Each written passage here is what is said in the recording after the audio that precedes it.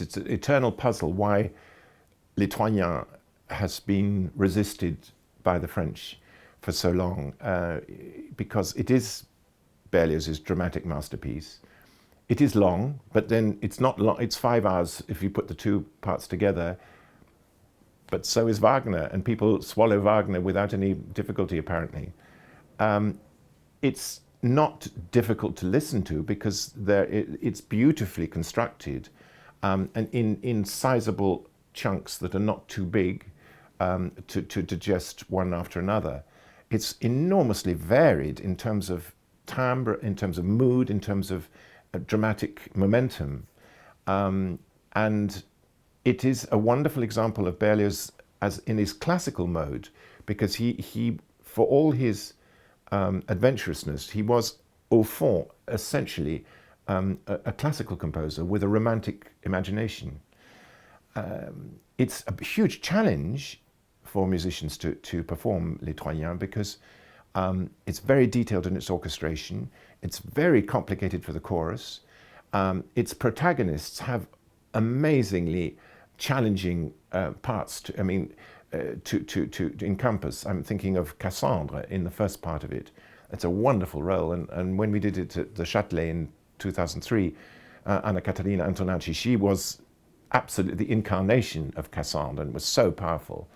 Aîné is a high tenor, almost an haute contre tenor, of which there are now very good examples, particularly Michael Spires, who's absolutely wonderful. But it's not every opera house that has a high tenor that can sing lyrically in the way that Berlioz demands for that. Dido is perhaps his greatest creation, operatic creation as a character. I mean, she has everything in terms of regality, majesty, private remorse, intense feelings of love, and then outrage and despair. It's a brilliantly characterized role. And those are just the principles. There are a lot of other subsidiary characters who are beautifully delineated. I feel that there was a big change that came about in 2003 after we performed.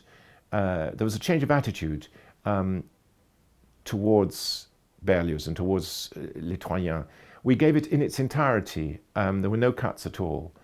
And the production in the Théâtre du Châtelet was very vivid because it used not just the stage, it used the whole auditorium, so that there were brass bands and elements of the chorus singing right under the cupola and then on different balconies as the Trojans advanced. And it was a wraparound sound. It involved the audience, and they were completely caught up in the drama. And I think to their surprise and to their astonishment, they suddenly realized that they had a composer and a dramatic masterpiece, really a homegrown one, on their doorstep. And that gave me a lot of encouragement. One of the great tragedies is Berlioz's response to when the Trojans was first put on, because they cut the whole of the first part.